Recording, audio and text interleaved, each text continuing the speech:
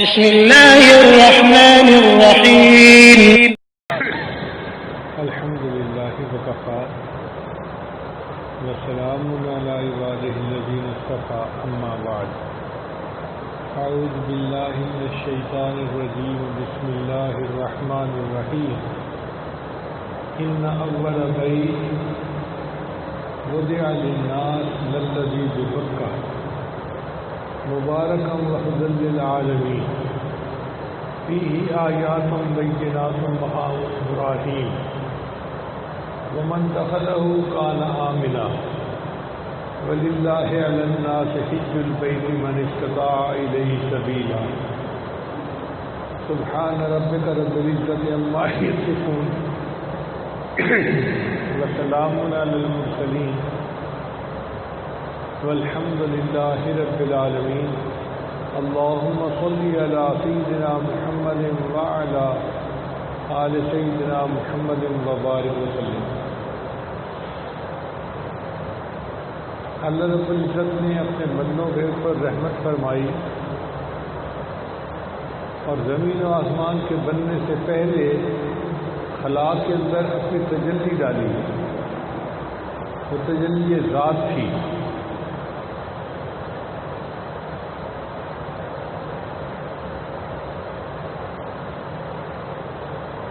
جس جگہ پر وہ تجلی پڑی وہاں پانی کا ایک بلبلہ بنا اور پھیلنا شروع ہوا اور وہ زمین بن گئی.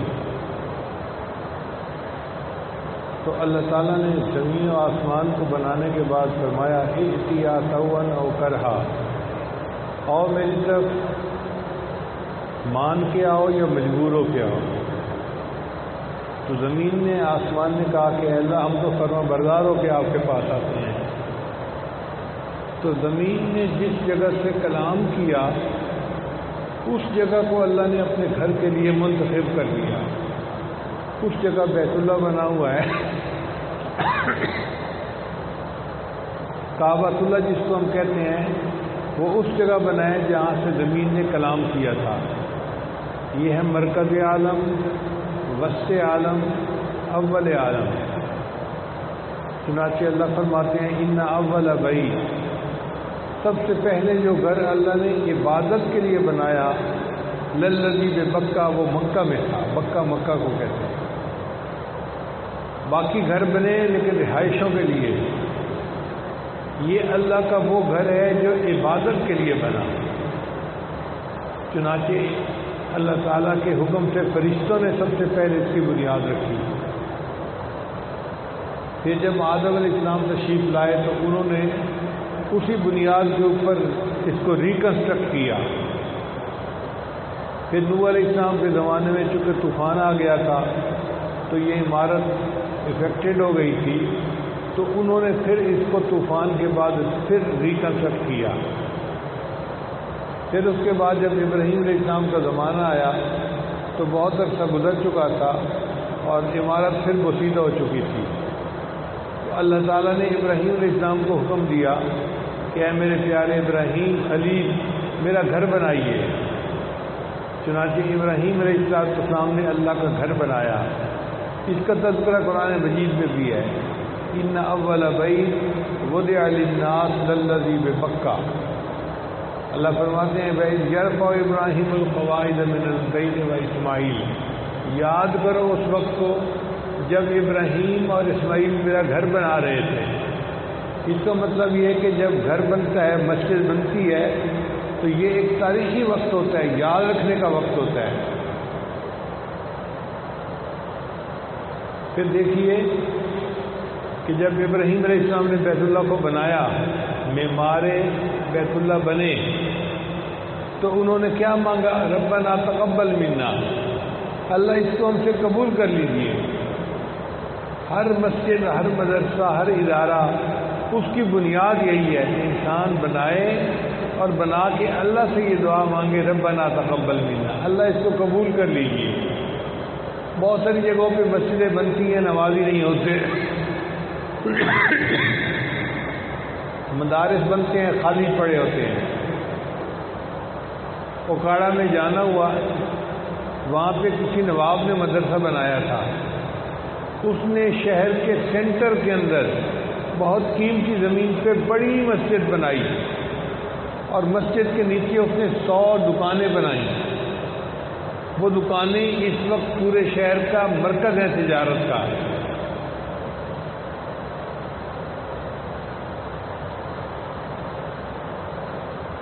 وقت کے ساتھ ساتھ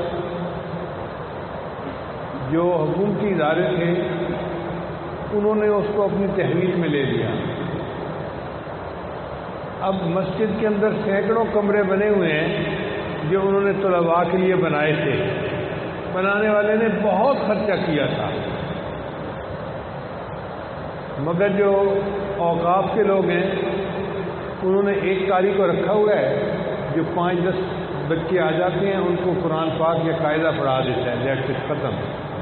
5 نمازیں مشکل سے ہوتی ہیں اور ایک قاری صاحب کی کلاس ہوتی ہے. اتنا بڑا مدرسہ، اتنا بڑا خرچہ، لیکن آبادی نہیں ہو سکی. اور اوقاف کو صرف اتنا انٹرسٹ ہے کہ 100 دکانوں کا کرایہ اتنا آ جاتا ہے کہ پورے شہر کے اوقاف کے لوگوں کی تنخواہیں نکل جاتی ہیں.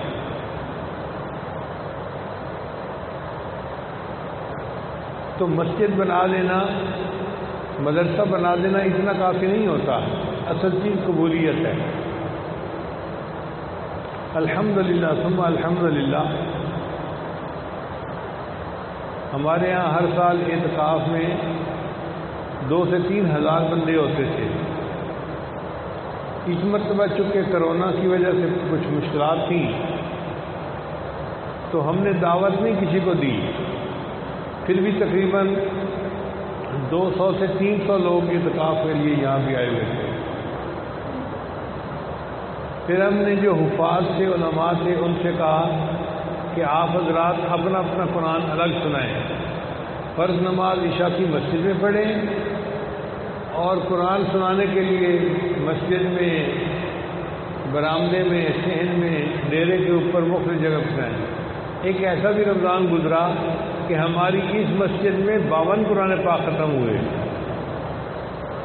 اب یہ اللہ تعالیٰ کا احسان ہے نا کہ ایک مسجد کے اندر 52 مرتبہ قرآن مجید مکمل ہوا.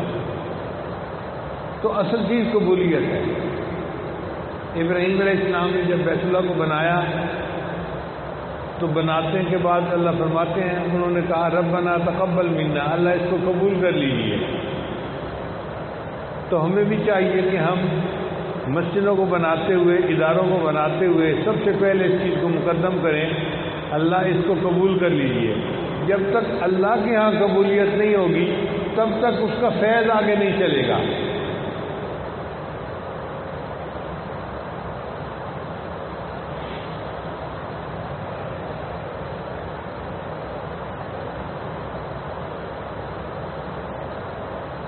چنانچہ انہوں نے دعا مانگی ربنا وابعث فیہم رسولا، اے اللہ میں نے بیت اللہ تو بنا دیا ہے، عبادت سکھانے والے کو بھیج دیجیے.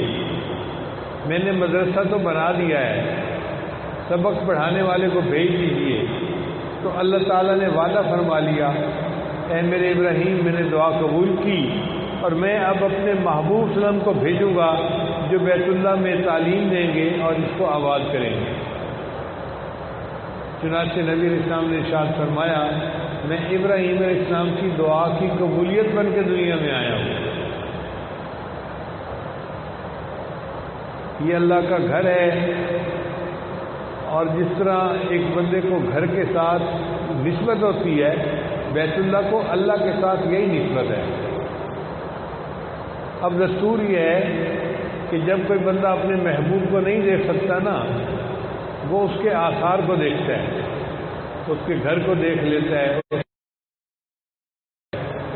اس سے وہ تو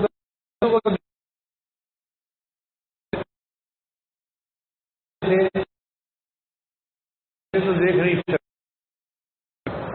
ان کے دل تڑپیں گے تو یہ اپنی محبت کا جذبہ اللہ نے اپنا گھر دنیا میں بنا دیا اور کہہ دیا میرے بندو تم اپنی محبت کا جذبہ ٹھنڈا کرنا چاہتے ہو تو آؤ میرے گھر کی طرف.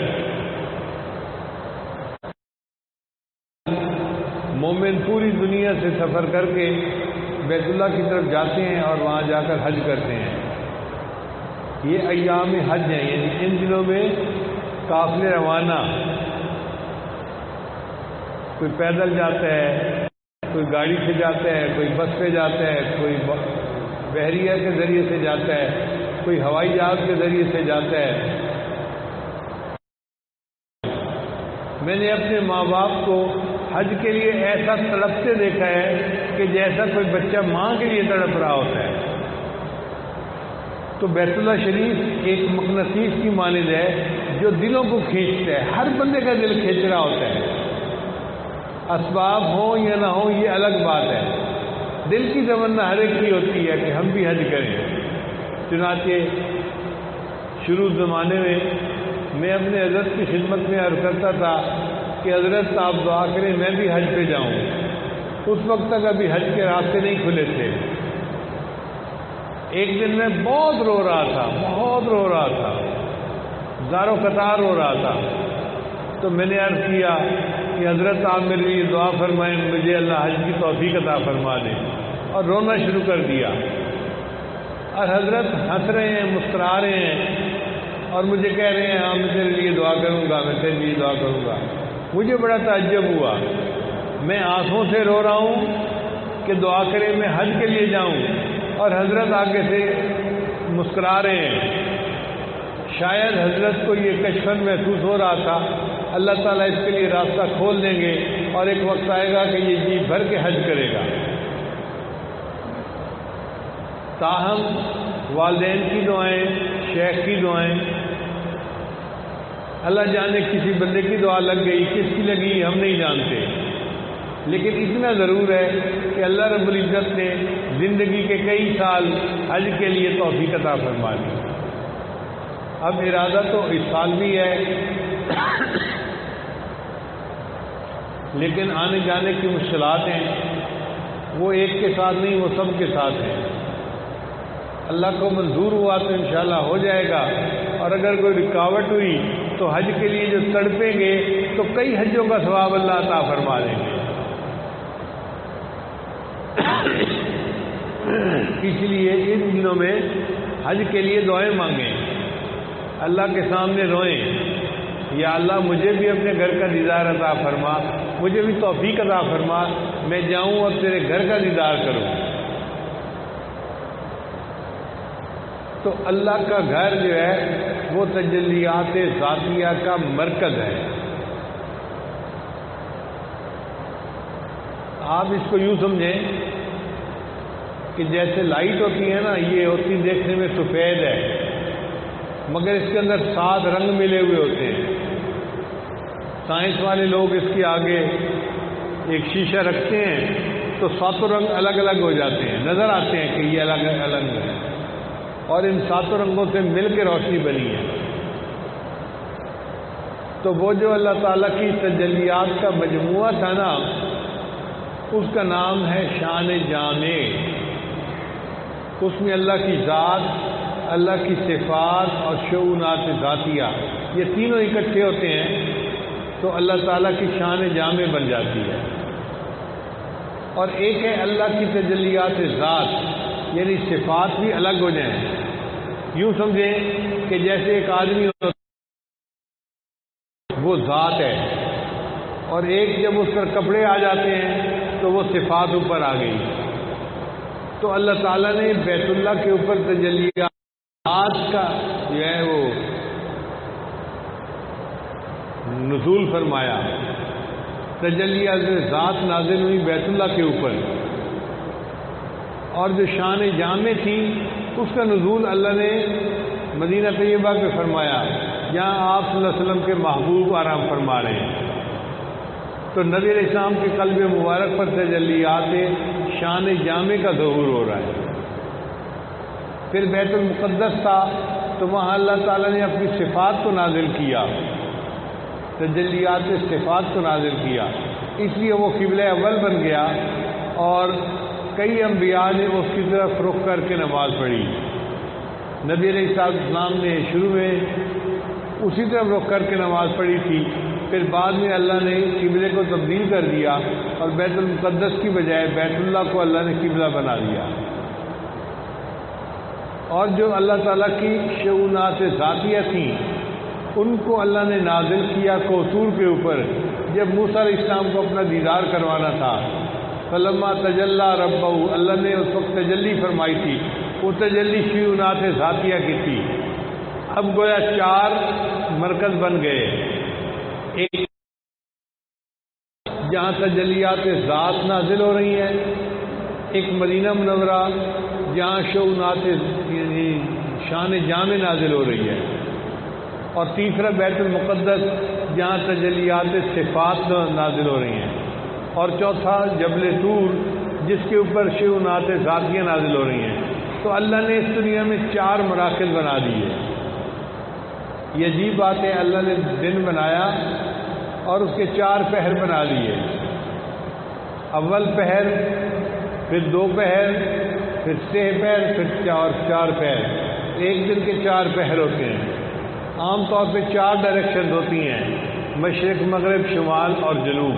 سائنس والے چاہے اس کو 6 بناتے پھریں یا جو مرضی کرتے پھریں، مگر بات کرتے ہوئے بندہ کرتا ہے جی اس کو تو چاروں طرف سے گھیر لیا گیا، تو 4 طرف کا ہی اظہار ہوتا ہے۔ تو 4 ڈائریکشن بنائی اللہ نے، 4 سمتیں بنائی، اور اللہ تعالیٰ نے 4 کتابیں نازل فرمائیں، زبور، تورات، انجیل اور قرآن، 4 کتابیں نازل، اور 4 انبیاء کو اولو العزم انبیاء کہا گیا۔ پھر جب نبی علیہ السلام دنیا میں تشریف لائے تو اللہ تعالیٰ نے 4 خلفائے راشدین عطا فرما دیے۔ نبی علیہ السلام نے فرمایا تم پر لازم علیکم بسنتی و سنت خلفاء الراشدین المہدیین، تمہارے اوپر لازم ہے تم میری سنت پر عمل کرو، اور جو میرے خلفاء راشدین کی سنت ہے اس کے اوپر بھی عمل کرو، اور تم اس کو اپنے دانتوں سے مضبوطی سے پکڑ لو گے۔ چنانچہ جب خلفاء راشدین کا وقت ختم ہوا، اس کے بعد اللہ نے اس دین کی آبیاری فقہا کے ذریعے سے کی، تو اللہ نے 4 فقہیں عطا فرمائیں، فقہ حنفی، فقہ شافعی، فقہ مالکی، فقہ حنبلی۔ فقہا تو بہت تھے، مگر جو فقہیں چلیں جن کا لوگوں نے اتباع کیا وہ 4 ہی تھیں۔ اب کوئی سوال کرے کہ یہ ایسا کیوں ہے، تو اس کی مثال سن لیجیے۔ ایک آدمی کے 10 بیٹے تھے، کوئی 2 سال کا فوت ہوا، کوئی 5 سال کا، کوئی 10 سال کا، کوئی 15 سال کا، کوئی 20 سال کا، اور اس کے بعد اس کے 4 بچے رہ گئے۔ اب اس کی جائیداد کتنوں میں تقسیم ہوگی؟ 4 میں تقسیم ہوگی جو رہ گئے۔ اب اگر کوئی کہے جی ایسا کیوں ہے، تو اگلا کہے گا بھئی اللہ کی مرضی۔ اسی طرح فقہیں تو بہت تھیں، لیکن ان میں سے کچھ ایسی تھیں جو شروع ہوئی، پھر ختم ہو گئی، پھر ختم ہو گئی، پھر ختم ہو گئی۔ 4 فقہیں ایسی تھیں جن کو اللہ کی طرف سے قبولیت مل گئی، اور پوری دنیا کے لوگوں نے ان میں سے ایک کی اتباع شروع کر دی۔ لہذا دین کا یہ کام اللہ نے فقہا سے لیا۔ پھر جب فقہا کا دور ختم ہوا تو اللہ تعالیٰ نے مشائخ صوفیاء سے دین کی محنت کا کام لیا۔ چنانچہ سلسلے تو بہت تھے، لیکن 4 سلسلے مشہور ہو گئے، چشتی، قادری، نقشبندی، سہروردی۔ ان سے اللہ نے دین کا کام لیا۔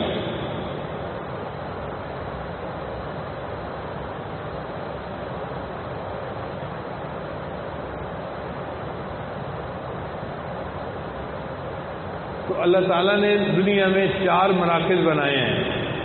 ایک مرکز ہے بیت اللہ، مکہ مکرمہ، وہ مرکز عبادت ہے۔ یہ معرفت کی بات ذرا سمجھنے والی ہے۔ بیت اللہ شریف مرکز عبادت ہے، اس لیے عبادت کے لیے امن ہونا ضروری ہے۔ اللہ نے قرآن مجید میں فرما دیا بلدن آمنا، یہ تو امن کا شہر ہے۔ چنانچہ مکہ مکرمہ میں کوئی امن خراب کر ہی نہیں سکتا، کوئی کرنا بھی چاہے تو نہیں کر سکتا۔ اللہ تعالیٰ نے وہاں پر کافروں کا تو داخلہ ہی بند کر دیا، غیر مسلمین داخل ہی نہیں ہو سکتے، اور جو مسلمان داخل ہو سکتے ہیں ان کو حکم دیا کہ تم اس میں داخل ہو تو احرام باندھ کے داخل ہو سکتے ہو، احرام کے بغیر نہیں داخل ہو سکتے۔ اب جو احرام باندھ لے گا اس کو فرمایا فلا رفث ولا فسوق ولا جدال فی الحج، کہ رفث، فسوق اور جدال سے بچو، تب تمہارا حج اور عمرہ قبول ہوگا۔ اب جب رفث ہی نہیں، مرد عورت کے مسئلے جو ہیں ان کو رفث کہتے ہیں، فسق و فجور ہی نہیں، آپس کے جھگڑے نہیں، تو پھر امن کیوں خراب ہوگا؟ لہذا امن خراب ہونے کی کوئی صورت ہی نہیں۔ الحمدللہ ہم نے دیکھا ہے وہاں پر 50-50 لاکھ کا مجمع ہوتا ہے حج کے اوپر، دو بندے آپس میں جھگڑتے نظر نہیں آتے، احرام باندھے ہوتے ہیں، سب کا رجوع اللہ کی طرف ہوتا ہے، اور وہ عجیب مجمع ہوتا ہے، عجیب منظر ہوتا ہے، ضرورت ہی نہیں پڑتی کسی کو کچھ کہنے کی۔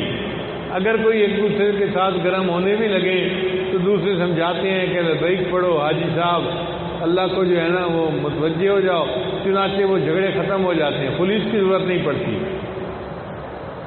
ایسا امن کا شہر ہے، حتیٰ کہ قرب قیامت میں دجال آئے گا جو پوری دنیا کے امن کو ختم کرے گا، لیکن وہ مکہ مکرمہ میں داخل نہیں ہو سکے گا، کیونکہ مکہ مکرمہ کے امن کو وہ ختم کر نہیں سکتا۔ حدیث پاک میں ہے کہ مکہ مکرمہ کے گرد فرشتے اللہ تعالیٰ کی طرف سے متعین ہوں گے، وہ حفاظت کریں گے، اور دجال کو جرأت ہی نہیں ہوگی مکہ مکرمہ کے اندر داخل ہونے کی یا مدینہ طیبہ کے اندر داخل ہونے کی۔ یہ دونوں شہر محفوظ ہوں گے دجال کے فتنے سے۔ تو مکہ مکرمہ مرکز عبادت ہے، مدینہ طیبہ مرکز محبت ہے۔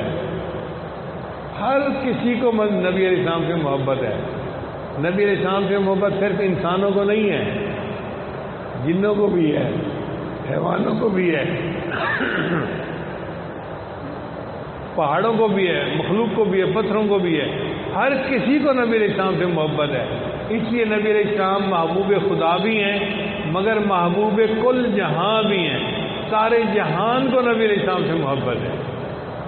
نبی علیہ السلام نے احد پہاڑ کی طرف دیکھا، فرمایا احد جبل یحبنا ونحبہ، احد ہم سے محبت کرتا ہے، ہم احد پہاڑ سے محبت کرتے ہیں۔ پہاڑ بھی محبت کرتے ہیں، پھر جانور بھی محبت کرتے تھے نبی علیہ السلام سے۔ حدیث مبارکہ میں آتا ہے جب نبی علیہ السلام نے پردہ فرما لیا تو آپ کی جو اونٹنی تھی اس کا نام تھا قصوہ۔ وہ قصوہ جو ہے نبی علیہ السلام کی جدائی میں اتنی مغموم تھی تو اس نے کھانا پینا چھوڑ دیا، چپ خاموش ایک ہی جگہ بیٹھی رہتی تھی، اور ایسے لگتا تھا جیسے یہ قصوہ بہت زیادہ غمزدہ ہے۔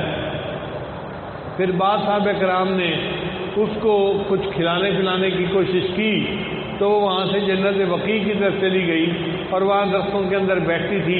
پھر کچھ عرصے کے بعد وہ فوت ہو گئی، کیونکہ نبی علیہ السلام سے جدائی اس سے برداشت نہیں ہوتی تھی۔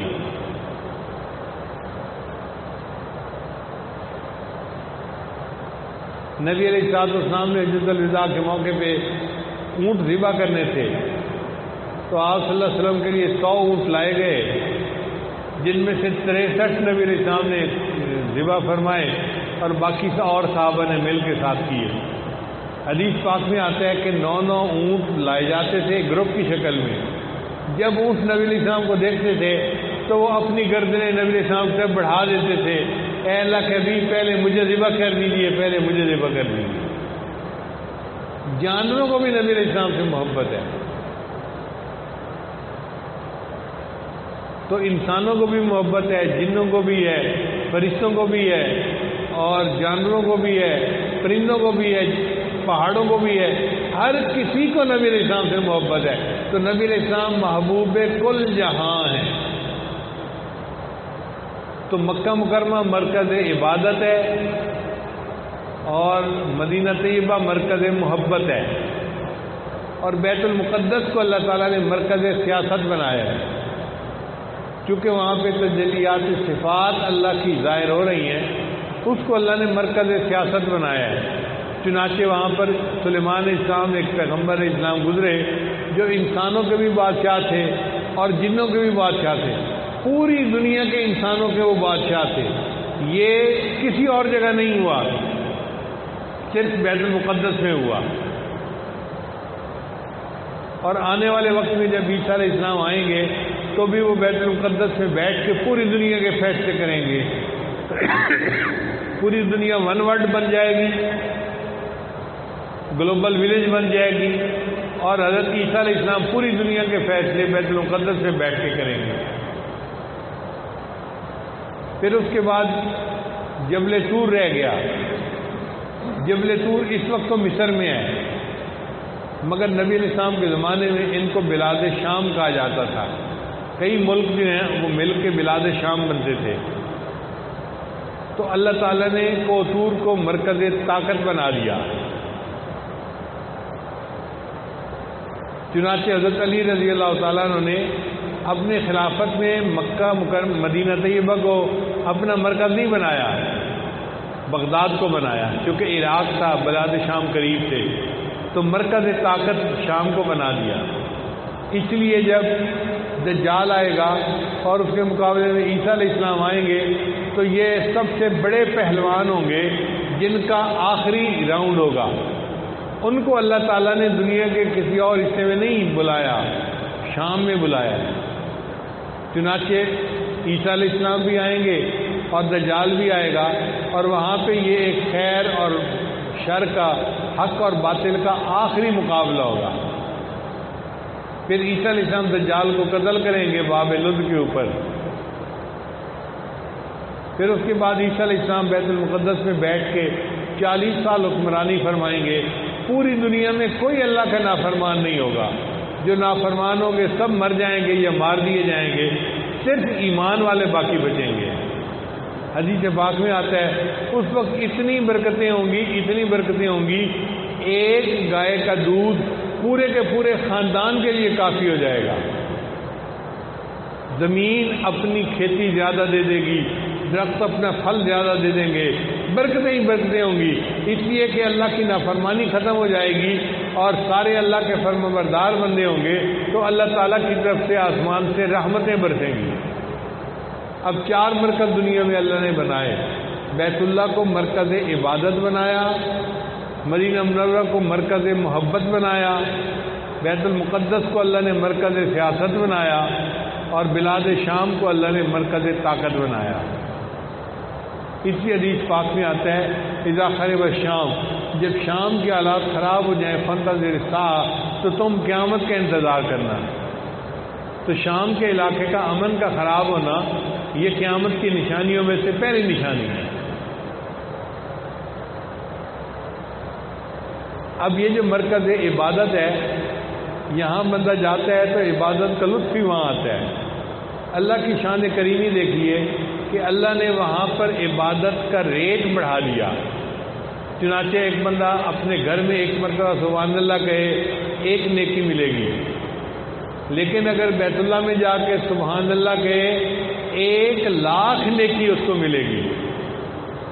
گھر میں 1 روپیہ خرچ کرے تو 1 روپیہ صدقہ کرنے کا ثواب ملے گا.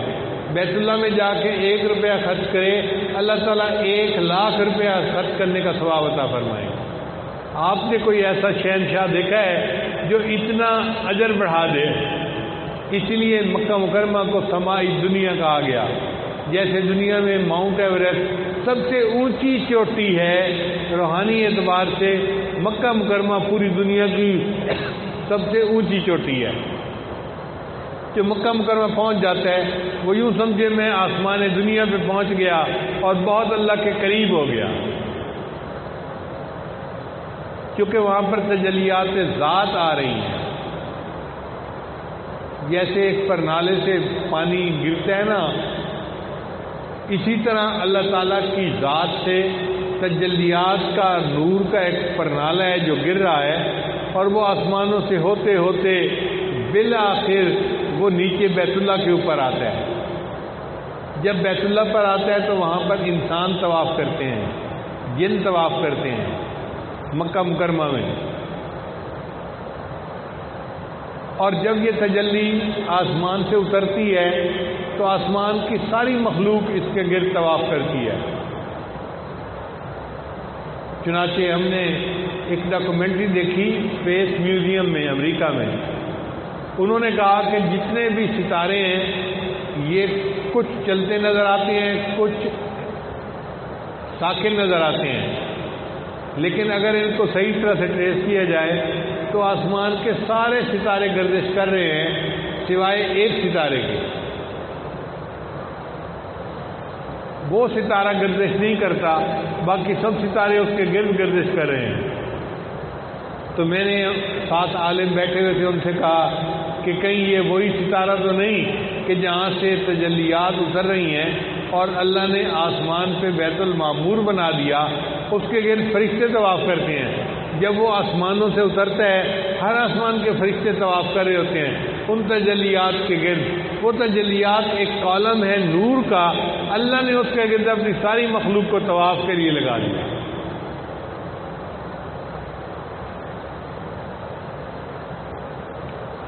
چنانچہ طواف کا ایسا لطف ہے، ایسا مزہ ہے کہ بندہ وہاں جاتا ہے تو دنیا بھول جاتا ہے۔ کعبے پہ پڑی جب پہلی نظر، کیا چیز ہے دنیا بھول گئے۔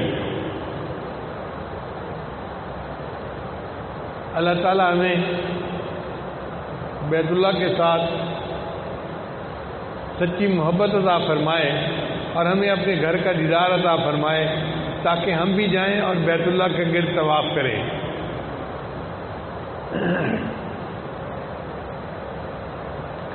آج کل کپڑے دھونے کے لیے واشنگ مشینیں بن گئی ہیں، ان واشنگ مشینوں میں کپڑے ڈال دیتے ہیں، وہ کپڑے کو پانی لگاتی ہیں، صابن لگا کے گھما دیتی ہیں اور کپڑا بالکل صاف کر کے باہر نکال لیا جاتا ہے۔ اللہ تعالیٰ نے انسانوں کے دلوں کے لیے بیت اللہ شریف کو واشنگ مشین بنا دیا۔ میرے بندو، تم اپنے میلے دلوں کو لے کر آؤ گے، میرے گھر کے 7 چکر لگاؤ گے اور میں تمہارے دلوں کو صاف کر کے نکال لوں گا۔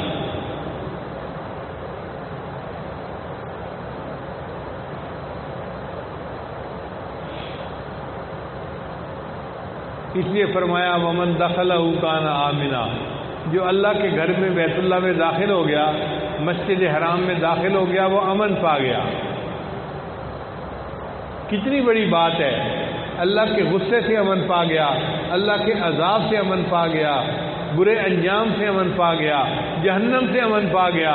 ومن دخلہ کان آمنا، جو بیت اللہ میں داخل ہو گیا وہ تو امن میں آ گیا۔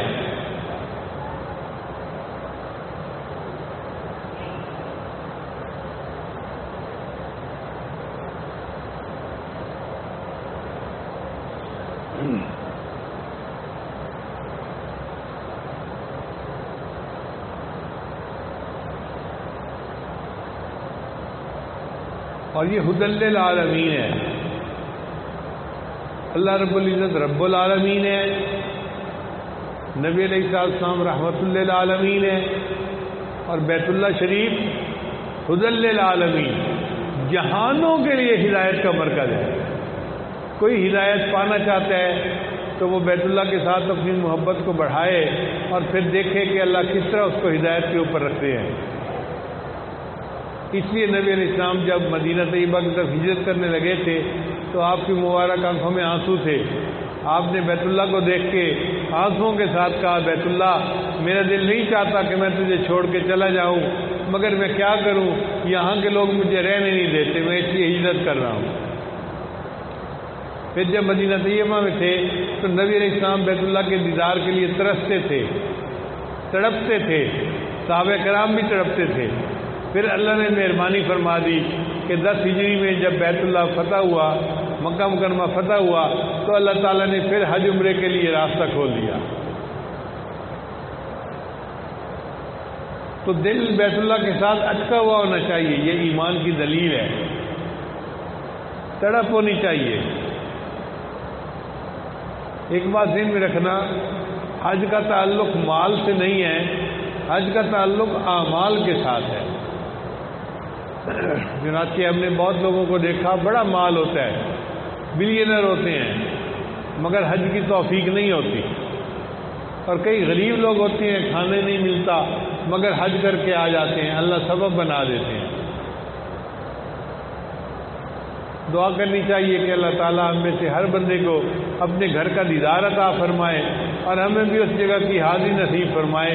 اس لیے کہ جو بندہ حج کر کے آتا ہے، حدیث پاک میں آتا ہے، رجع کا یوم ولدت امہ، جس دن اس کی ماں نے جنم دیا تھا، جیسا اس دن گناہوں سے پاک تھا، حج کر کے اس طرح گناہوں سے پاک ہو کے بندہ واپس آتا ہے۔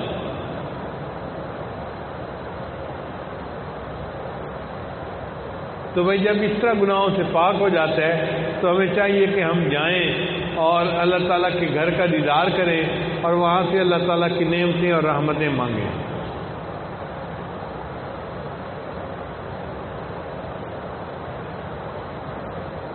ہم نے عجیب بات دیکھی ہے کہ بیت اللہ شریف جو ہے نا، یہ چونکہ دلوں کا مقناطیس ہے، حج سے پہلے یہ دلوں کو کھینچ رہا ہوتا ہے۔ جیسے ہی حج مکمل ہوتا ہے تو جیسے پولیرٹی بدل جاتی ہے، یہ لوگوں کو دھکیلنا شروع کر دیتا ہے۔ ہر بندہ بھاگنے کی کوشش کرتا ہے، اور جی میری فلائٹ 2 دن جلدی ہو جائے، 1 دن جلدی ہو جائے، میرے کاروبار کا مسئلہ، میری بیوی کا مسئلہ، میرے بچے کا مسئلہ۔ 4 گھنٹے 6 گھنٹے PIA آفس کے اندر بیٹھے رہتے ہیں، جی فلائٹ جلدی کروانی ہے۔ وہ خود نہیں آ رہے ہوتے، اس وقت بیت اللہ کی تجلیات ان کو دھکیل رہی ہوتی ہیں کہ جاؤ اپنے گھروں میں اور وہاں زندگی گزارو۔ اگر یہ تجلیات اسی طرح رہتی کھینچنے والی تو جو بندہ ایک دفعہ بیت اللہ جاتا پھر کبھی واپس ہی نہ آتا، وہیں جا کے رہ جاتا۔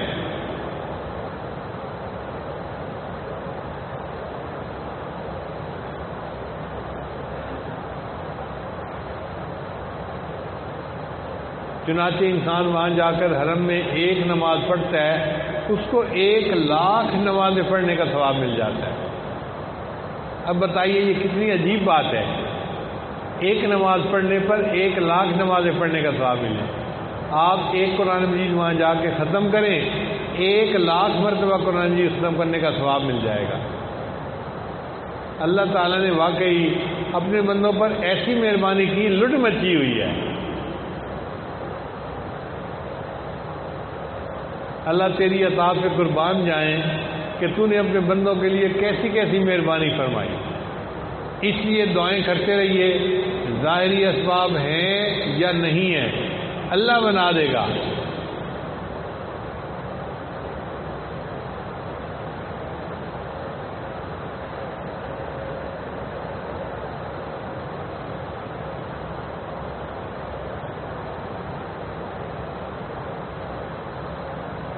یہ حسرت ہے گئی پہلے سے حج کرنا نہ سیکھا تھا، کفن بردوش جا پہنچے مگر مرنا نہ سیکھا تھا۔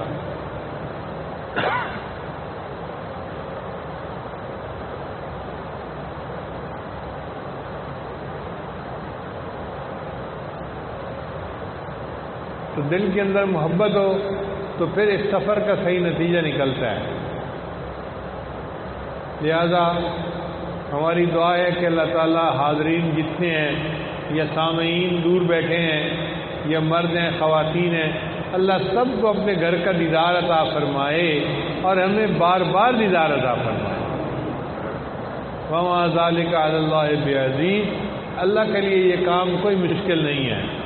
وَآخِرُ دَعْوَانَا أَنِ الْحَمْدُ لِلَّهِ رَبِّ الْعَالَمِينَ۔